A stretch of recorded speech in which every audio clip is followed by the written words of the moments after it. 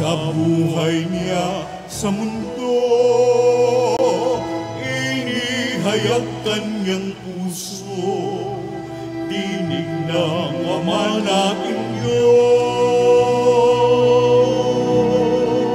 Bayan, magsiawit na bayan, pinagpala ka, dakilang biyayang pangako niya, sumilay na.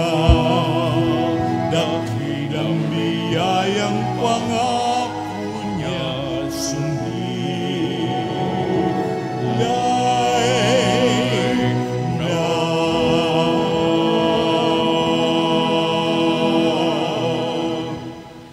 Sa ngalan ng Ama, ng Anak, at ng Espiritu Santo. Amen.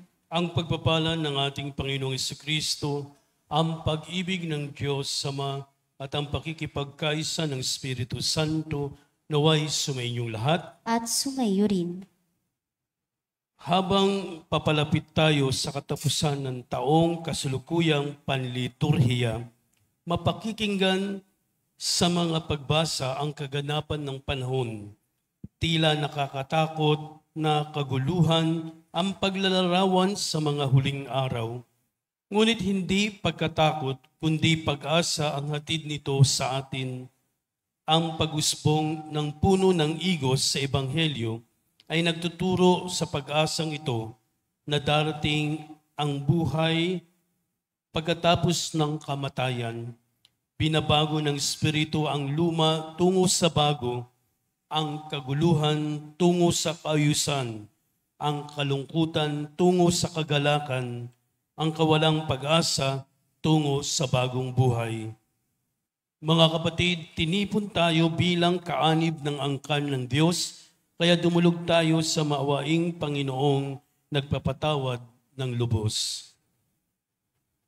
Sinugong tagapagpagaling sa mga nagsisisi, Panginoon, kaawaan mo kami. Panginoon, kaawaan mo kami. Dumating na tagapag-anyayang mga makasalanay magsisi, Kristo, kaawaan mo kami. Kristo, kaawaan mo kami. Nakaluklok ka sa kanan ng Diyos Ama para ipamagitan kami. Panginoon, kaawaan mo kami. Panginoon, kaawaan mo kami. Kaawaan tayo ng makapangyarihang Diyos, patawarin tayo sa ating mga kasalanan at patubayan tayo sa buhay na walang hanggan. Amen. Papuri sa Diyos sa kaitaasan.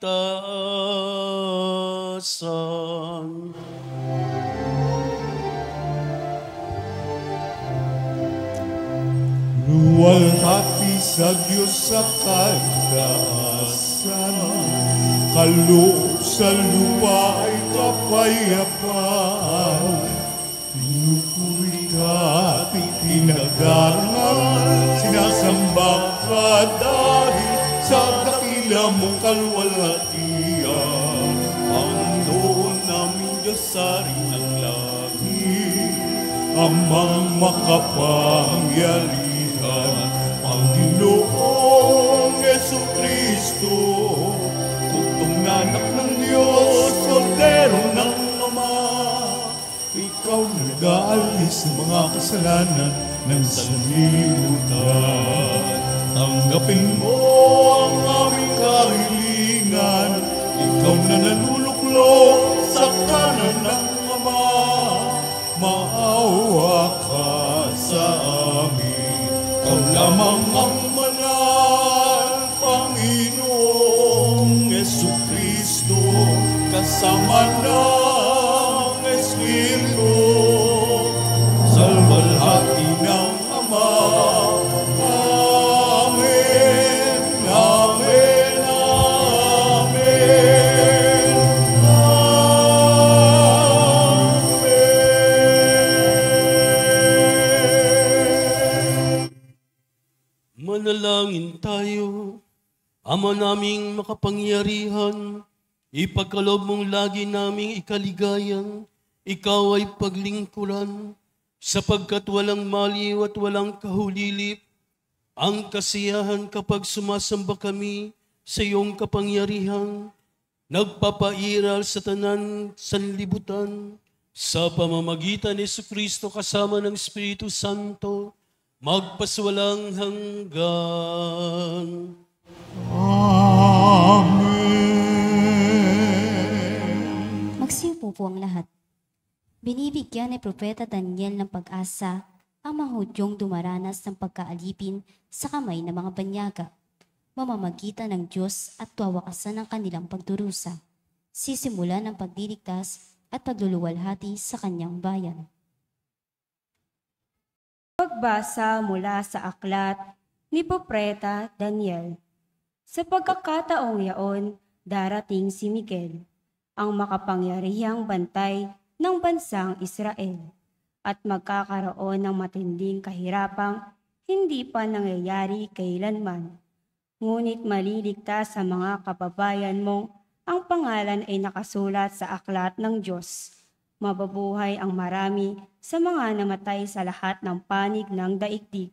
Ang iba ay sa buhay na walang hanggan, at ang iba ay sa buhay kaparosahang walang hanggan, at yaong may pagkaunawa at umakay sa marami tungo sa kabutihan at magniningning na parang tala sa kalangitan magpakailanman. Ang salita ng Diyos. Salamat sa Diyos. Salmong tugunan ang ating pong itutugon. Diyos ko, ang aking dalangin, ako'y iyong tangkilikin.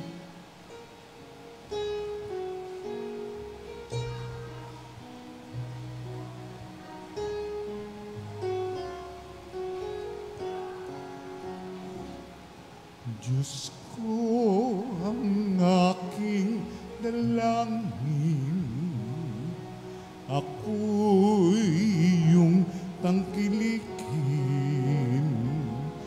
Diyos ko, ang aking dalangin, ako'y iyong tangkilikin. Ikaw lamang, Panginoon, ang lahat sa aking buhay. Ako'y iyong tinutugon sa lahat kong kailangan. Ang biyayang kaloob mo ay kahangahangang tunay. Nababatid ko na ika'y kasama ko oras-oras. Sa piling mo, kailan may hindi ako matitinag. Diyos ko, ang aking dalangin, ako'y iyong tangkilikin. Kaya't ako'y nagdiriwang, ang diwa ko'y nagagalak, ang lagi kong nadaramay, hindi ako matitinag.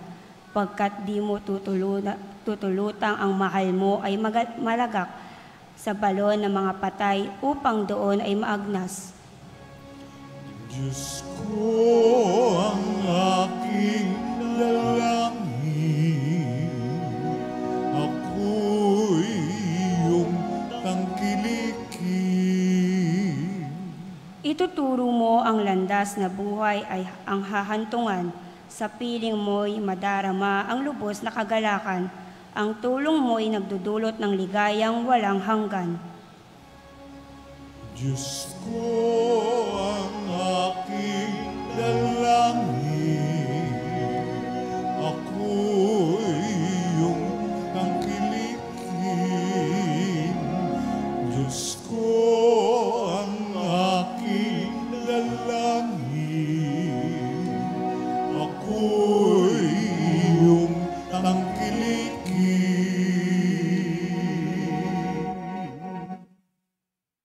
Sapat na ang minsanang paghahandog ni Kristo ng kanyang sarili para sa kapatawaran ng ating mga kasalanan. Tanging ang wakas na lamang ng panahon ang ating hinihintay upang maging lubos na ang kaligtasang handog niya. Pagbasa mula sa sulat sa mga Hebreo. Bawat saserdote ay nakatayong naglilingkod araw-araw at naghahandog ng iyon at iyong ding mga hain. Subalit, hindi makapapawi ng kasalanan ang mga haing iyon. Ngunit si Kristo ay minsan lamang naghandog dahil sa mga kasalanan, at iyo'y sapat na. Pagkatapos, lumuklok siya sa kanan ng Diyos at naghihintay siya roon hanggang sa lubusang pasukuin sa kanya ng Diyos ang kanyang mga kaaway. sa makatuwid sa pamamagitan ng isa lamang paghahandog ay kanyang pinapaging banal magpakailanman ang mga nilinis niya, sapagkat ipinapatawad na ang mga kasalanan, hindi na kailangan pang maghandog dahil sa kasalanan. Ang salita ng Diyos. Salamat sa Diyos. Magsitayo po ang lahat.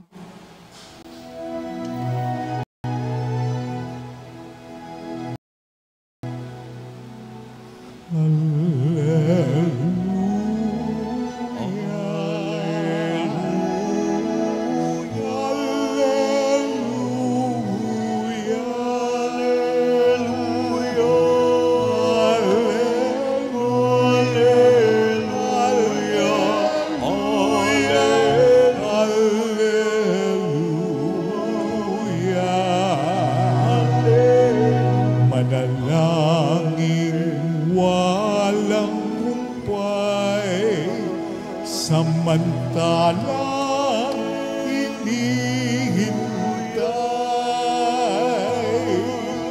si Jesus na buong mahal. Alleluia,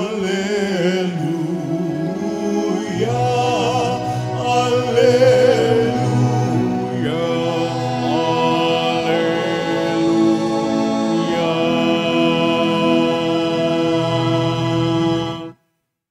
Sumainyo ang Panginoon. At sumayo rin. Ang mabuting balita ng Panginoon ayon kay San Marcos. Papuri sa iyo, Panginoon. Noong panahong iyon, sinabi ni Jesus sa kanyang mga alagad, sa mga araw na iyon, pagkatapos ng mga napakalaking kapighatian, magdidilim ang araw, hindi magliliwanag ang buwan, malalaglag mula sa langit ang mga bituin, at mayayanig ang mga kapangyarihan sa kalawakan, at makikita ang anak ng tao na nasa alapaap, dumarating na may dakilang kapangyarihan at malaking karangalan. Susuguin niya ang kanyang mga anghel sa apat na panig ng daigdig at titipunin nila ang mga hinirang ng Diyos mula sa lahat ng dako. Unawain ninyo ang aral mula sa puno ng igos. Kapag sumisipot na ang mga dahon sa sanga nito, alam ninyong malapit na ang tag-araw. Gayon din naman kapag nakita ninyong nangyayari na ang mga bagay na ito, malalaman ninyong malapit na ang panahon ng pagparito niya, nagsisimula na. Tandaan ninyo, magaganap ang mga bagay na ito bago mamatay ang mga taong nabubuhay sa ngayon. Mawawala ang langit at ang lupa, ngunit ang mga salita ko'y hindi magkakabula. Ngunit walang nakaalam ng araw o oras ng pagsapit niyon, kahit ang mga anghel sa langit o ang anak man, ang Ama lamang ang nakakaalam nito. Ang mabuting balita ng Panginoon. Pinupuri ka namin, Panginoong Hesukristo. Magsiupo po ang lahat. Mga kapatid, narinig natin sa Ebanghelyo ang tungkol sa paghahanda sa pagbabalik ni Jesus. So pinag-uusapan ang katapusan ng mundo. Marahil dahil tayo ay matatapos na sa karaniwang panahon, susunod naman yung Adviento at Pasko, no? So panibagong panahon. Kaya sa huling panahon ng ordinaryo o karaniwang panahon ay pinaghahanda tayo, no? Sapagkat dito na ipapahayag yung huling araw. Kapag pinag-usapan natin yung huling araw o kamatayan, o halimbawa may magsabing huling araw mo na. No? So parang natatakot tayo. Kung titingnan natin, parang ayaw nating mamatay. Ayaw nating matapos ang buhay natin. Pero sabi nga, ang buhay natin ay galing sa Diyos, so ang Diyos lamang ang, o sa Kanya lamang ang buhay natin. Pero kapag pinag-usapan ang katapusan ng mundo, maraming natatakot, ayaw pag-usapan ang tungkol dito, o kung sa buhay ninyo, ayaw ninyong magsalita o magsabi. Yung iba, bago mamatay, may mga iniiwan na mga kayamanan o dun sa mga, o gusto ko kapag namatay ako ganito, ibibigay ko ito sa ganyan. Pero maraming hindi handa. Kaya ang sinasabi sa atin, pinapaalala sa ating ebanghelyo, maging handa tayo sa lahat ng bagay, lalo na sa katapusan ng mundo. Hindi tayo dapat matakot.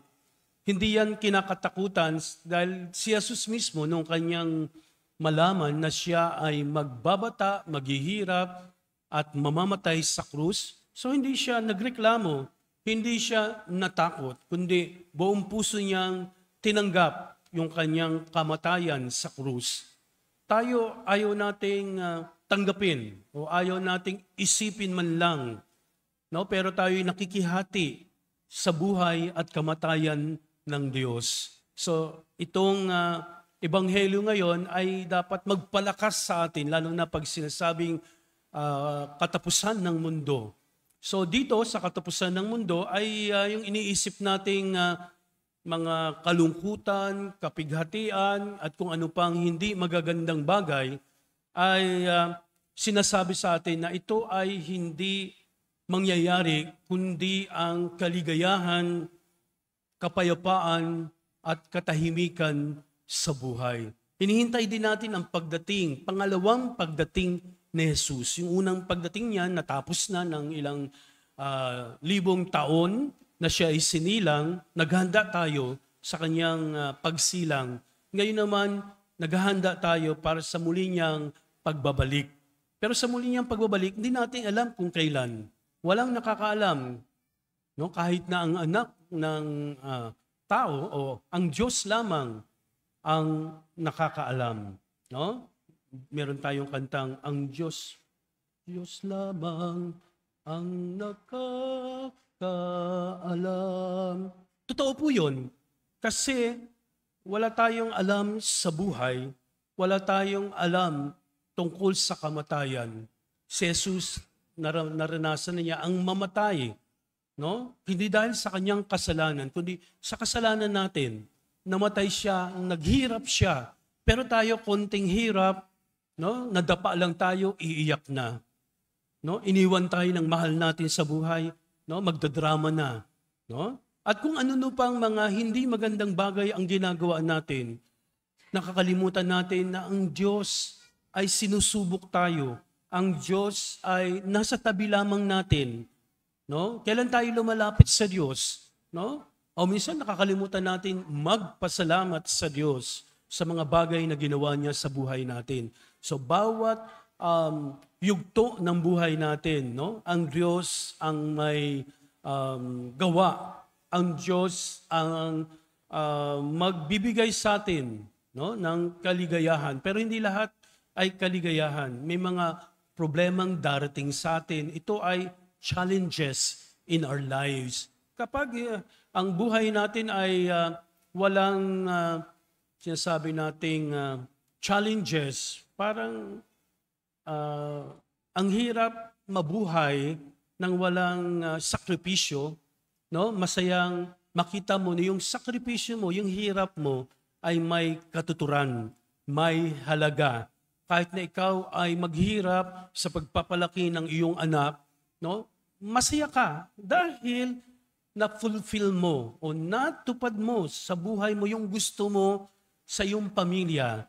At ang Diyos nasa tabi na huwag nating kalilimutan na tumutulong siya. Kasi kung tayo lang palpak ang ginagawa nating mga bagay o iniisip natin, yung pinipili natin, minsan ay hindi yung tama, kundi ano yung gusto natin na akala natin ay tama. Pero ang Diyos palaging alam niya kung ano ang tama o dapat sa atin. Kailangan lang tayong magdasal. Kaya nga kailangan nagdadasal tayo sa Diyos para malaman din natin kung ano yung gusto niya. Not your will, but the will of God. Kailangan natin mapagtanto o mapagnilayan yung mga bagay-bagay na nangyayari sa buhay natin. No, lalo na kung katapusan ng mundo, dapat handa tayo para tayong mga Boy Scout and Girl Scout na naghahanda sa buhay. Bakit? Kasi paghanda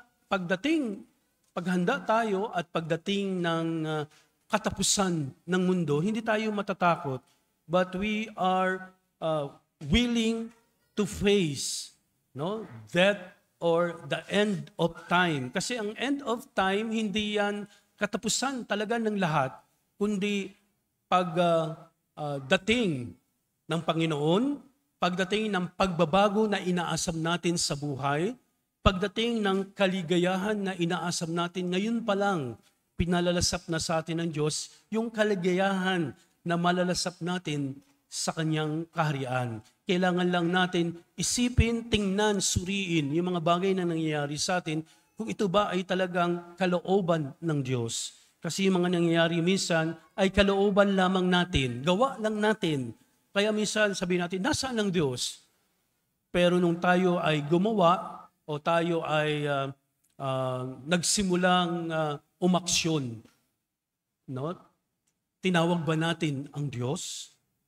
Sumuri ba tayo o sinangguni ba natin sa Diyos? Sinasabi ba natin, Diyos, oh Lord, dapat ikaw ang gumawa o maghari sa lahat ng aking gawain. So nagdasal ka ba bago ka gumawa, bago ka yung simulan ang iyong misyon? Lahat tayo may misyon sa buhay. Pero lahat ng bagay yan ay may katapusan. Pero yung katapusan na yan na sinasabi sa ating ebanghelyo ay katapusan ng mga hinirang ng Diyos na alam ng Diyos kung ano yung kanyang gagawin, kung saan ilalagay, saan iluluklok, yung mga nananalig at naniniwala sa Diyos. Basta tayo merong matibay at matatag na pananampalataya, alam natin na anuman ang mangyari, hindi tayo matatakot, hindi tayo manganganib o mangangamba dahil alam natin ang Diyos ang nakakaalam, ang Diyos ang maglalagay sa atin sa Kanyang kaharian. Sana lagi nating isipin ito na hindi tayo pinababayaan ng Diyos. Maaari tayong tumalikod sa Diyos, pero ang Diyos kailanman ay hindi nakakalimot at hindi sinasabi na nagpapabaya ng mga nagmamahal at umaasa at nananalig sa Kanya. Sa ngalan ng Ama, ng Anak, at ng Espiritu Santo, Amen. ating ipahayag ang ating pananampalataya. Sumasampalataya ako Sa Diyos, amang makapangyarihan sa lahat, na may gawa ng langit at lupa. Sumasampalataya ako kay Jesucristo, iisang anak ng Diyos, Panginoon nating lahat.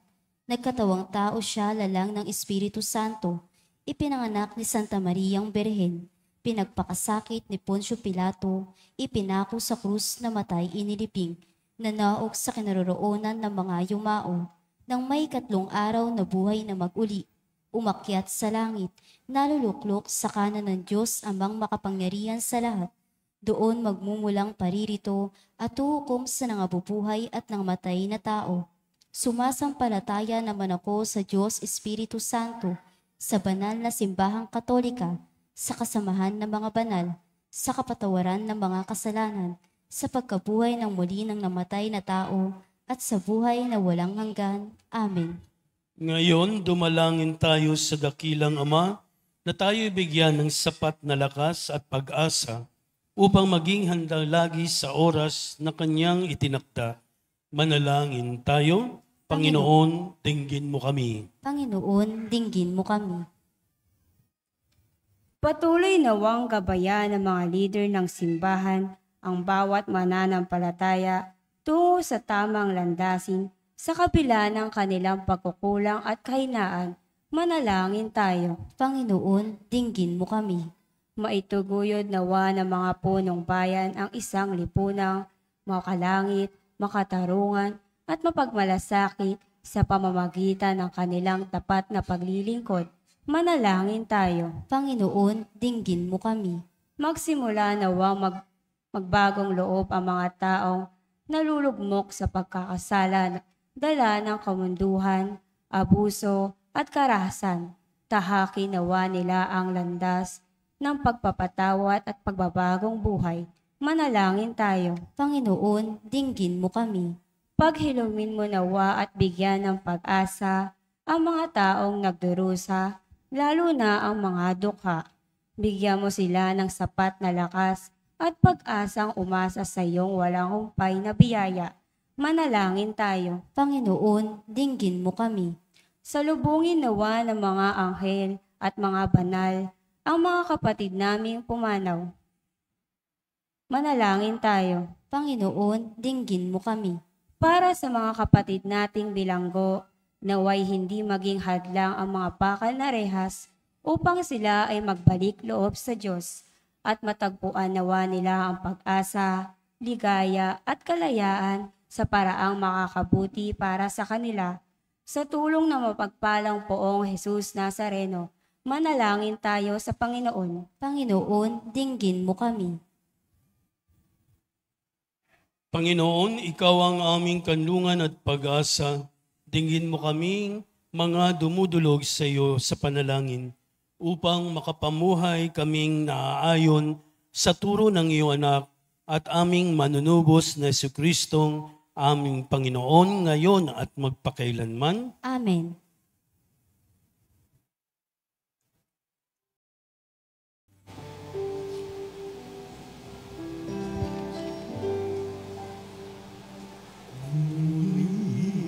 Tanggapin ang alay na ito, mga biyayang nagmula sa pagpapala mo.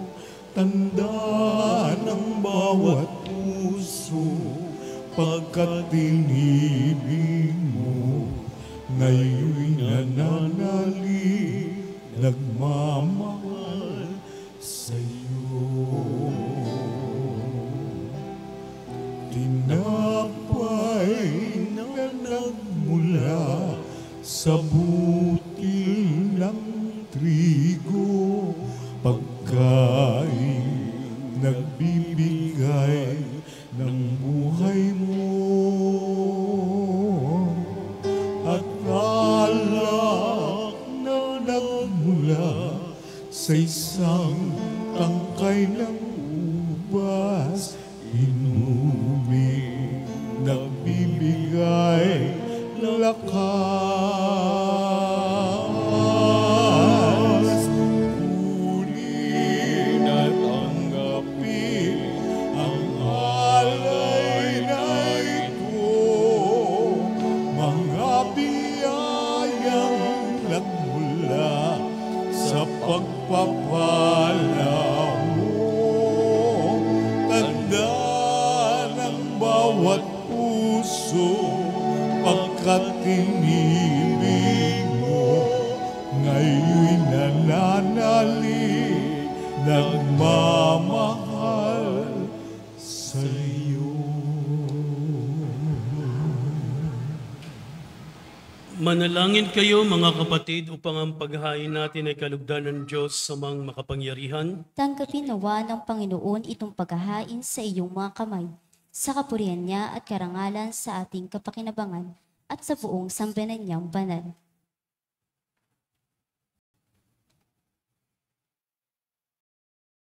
Ama naming lumikha, ipagkaloob mo ang iyong masintahing pagtingin sa aming mga alay upang ang kagandahang loob mo ay aming makamtan at ang bunga ng walang hanggang pag-iral ay aming mapakinabangan sa pamagitan ni Jesucristo kasama ng Espiritu Santo, magpaswalang hanggan. Amen. Sumainyo ang Panginoon. At sumayo rin, Itaas sa Diyos ang inyong puso't diwa. itinaas na namin sa Panginoon. Pasalamatan natin ang Panginoong ating Diyos. Marapat na siya ay pasalamatan. Ama naming makapangyarihan, tunay ngang marapat na ikaw ay aming pasalamatan sa pamagitan ni Kristo na aming Panginoon. Sa dakilang pagtubos niya sa amin, ang kasalanan at kamatayang aming pasanin ay binalikat niya upang kami palayain at maitampok sa iyong luningning. Siyang nagtanghal sa amin bilang liping hinirang, pari at haring lingkod sa iyong kamahalan. Mula sa kadiliman, kami iyong tinawag upang makasapit sa iyong liwanag. Bilang iyong angkang may tungkuling maglahad ng iyong dakilang pag-ibig sa lahat. Kaya kaisa ng mga anghel sa awit ng papuri sa iyo, nang walang humpay sa kalangitan, kami nagbubunyi sa iyong kadakilaan.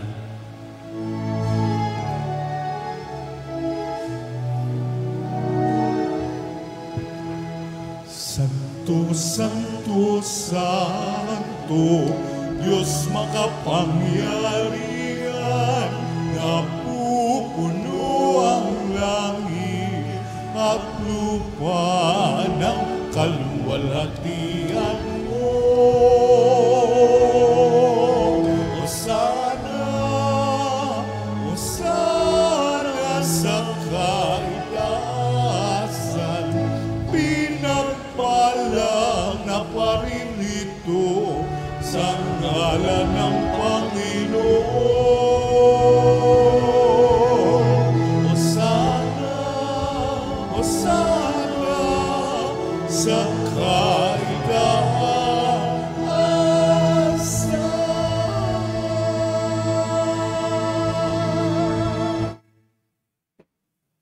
Ama naming banal, ikaw ang bukal ng tanang kabanalan, kaya't sa pamagitan ng iyong Espiritu, gawin mong banal ang mga kaloob na ito upang para sa amin maging katawan at dugo ng aming Panginoong Hesukristo.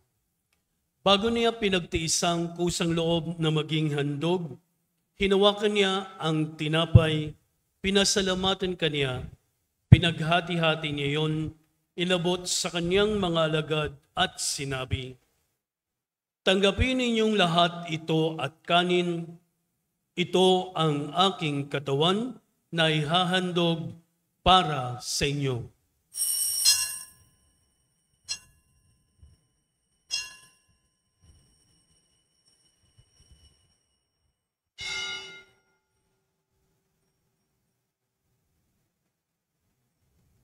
Gayon din naman, pagkatapos ng hapunan, hinawakan niya ang kalis, muli kanyang pinasalamatan, inabot niya iyon sa kanyang mga alagad at sinabi, "Tanggapin ninyong lahat ito at inumin, ito ang kalis ng aking dugo, ng bago at walang hanggang tipan, ang aking dugo na ibubuhos para sa inyo at para sa lahat, sa kapagpapatawad ng mga kasalanan.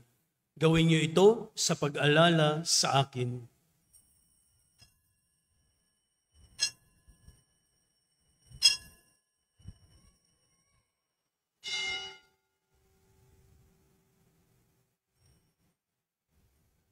Ipagbunyi natin ang misteryo ng ating pananampalataya. Sa krus mo at pagkabuhay, kami natubos mong tunay. Kung Jesus, naming mahal, iligtas mo kami tanan. Kung Jesus, naming mahal, ngayon at magpakailanman.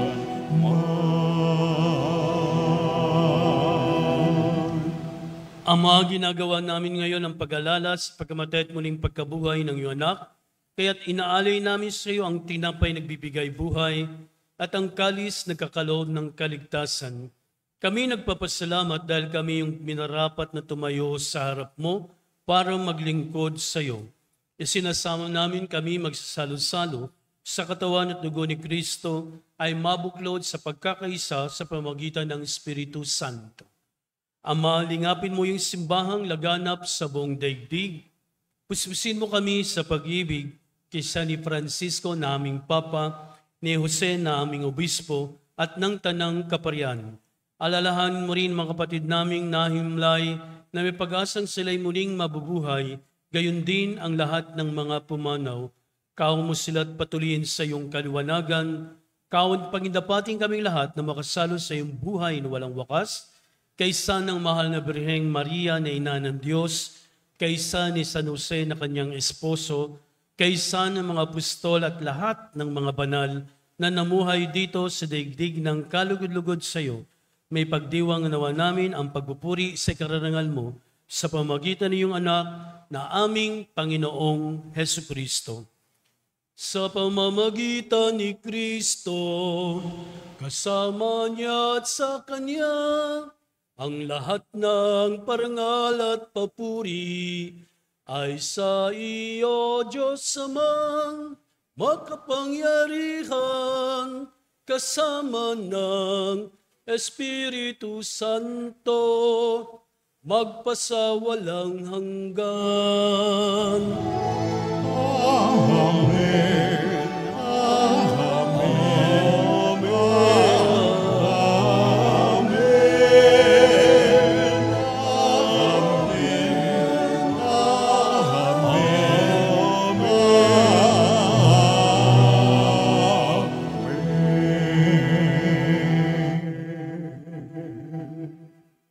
At sa tagubili ni Kristo sa atin, manawagan tayo ng buong pananalig sa ating Amang nasa langit.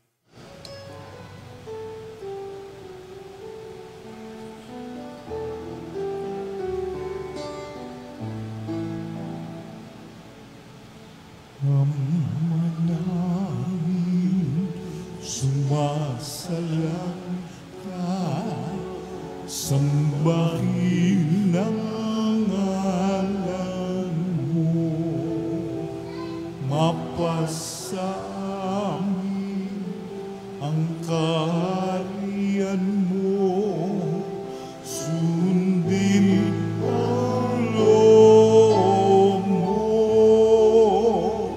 dito sa lupa para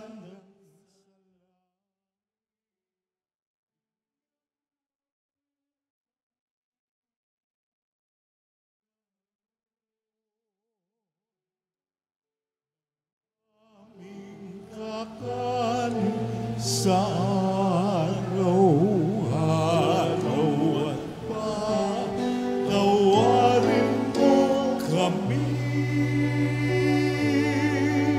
sa aming mga sala para ng pagpapatawad namin sa nagkakasala sa amin, at huwag mo kaming ipahintulot sa tukso, at iadya mo kami sa lahat ng masama. Hiniling namin kami adya sa lahat ng masama, pagkalooban ng kapayapaan araw-araw, iligtas sa kasalanan at ilayo sa lahat ng kapahamakan, samantalang aming pinananabikan ang dakilang araw ng pagpapahayag ng tagapagligtas naming si Jesucristo. Sapagkat sa iyo ang kaharian, kapangyarihan at kapurihan, ngayon at magpakailanman. Ngayon at magpakailanman.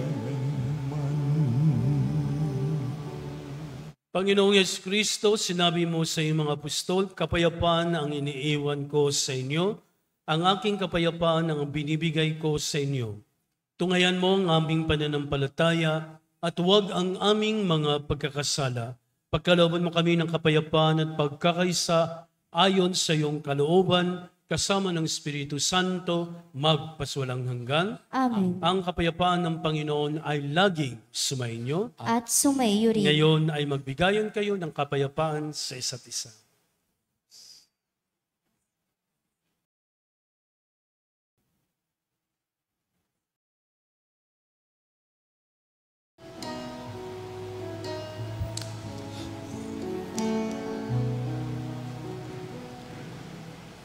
Pero ng Diyos na nag-alis ng mga kasalanan ng mundo. Maawa ka sa amin, Kordero ng Diyos.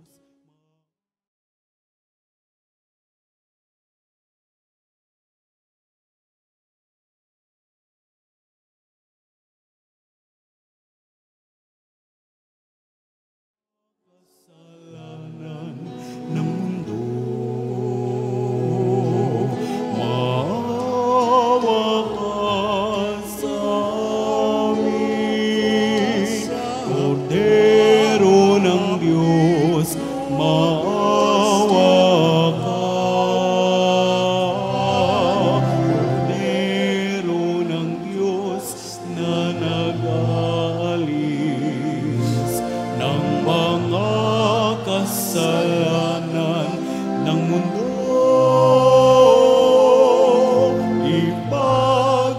Ipagkaloob mo sa amin ang kapayapaan.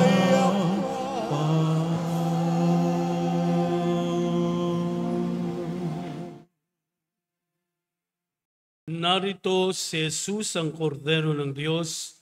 Narito siyang nag-aalis ng mga kasalanan ng sanlibutan. Mapapalad ang mga iniyayahan sa kanyang piging. Panginoon, hindi ako karapat-dapat na magpatuloy sa iyo. Ngunit sa isang salita mo lamang ay gagaling na ako.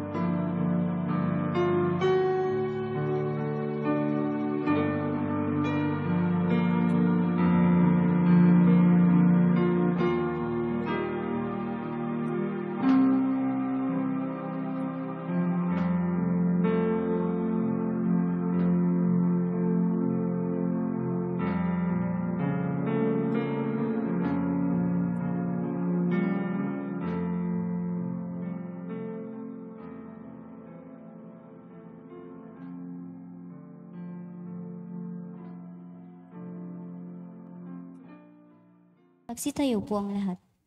Manalangin tayo, Ama naming mapagmahal, sa pinagsaluhan naming banal na pakikinabang, ang aming nawang pag-ibig ay lalo madagdagan ng ginagano naming pag-alala sa anak mong mahal na nagutos si pagdiwang ang huling hapunan.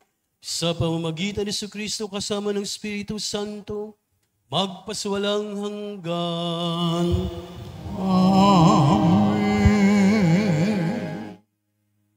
Panalangin para sa mga kaluluwa. Mga kapatid, ating pagkukulan ng panalangin ang mga yumao nating mga mahal sa buhay at ang lahat ng mga kaluluwa sa purgatorio. Mga anghel, mga banal, tanang nasa kalangitan, halikayo at samahan. Ang mga giliw naming pumanaw sa piling ng poong mahal. Si Kristo ang mag-aakay sa kandungan ni Abraham upang doon ay humimlay. Ang mga giliw naming pumanaw sa piling ng poong mahal. Sa ilaw na walang hanggan, kapayapaan naway pagkamitin ng may kapal. Ang mga giliw naming pumanaw sa piling ng poong mahal. Manalangin tayo, Ama naming mapagmahal, inihabilin namin sa iyo ang aming mga kapatid na pumanaw sa buhay na ito. Huwag mo silang pabayaan at pamalagin mo silang buhay sa iyong piling. Alang-alang sa iyong awa at pag-ibig, patawarin mo na sana ang kanilang mga pagkukulang at nagawang pagkakasala, dala ng kanilang kahinaan. Manatili nawa silang maligaya sa iyong piling, kasama ng iyong Espiritu, magpaswalang hanggan. Amen.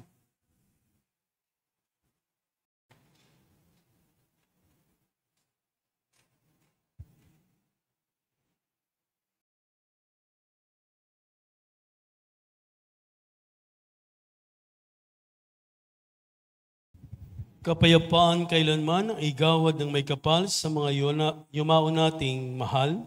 Sila nawa ay silayan ng ilaw na walang hanggan.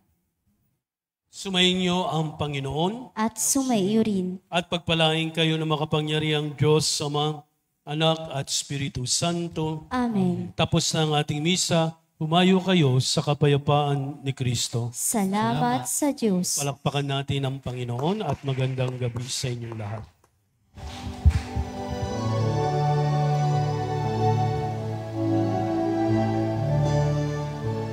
Walang sinuman ang nabubuhay para sa sarili lamang. Walang sinuman ang namamatay para sa sarili lamang. Tayong lahat ay may pananagutan sa isa't isa. Tayong lahat ay tinipon ng Diyos.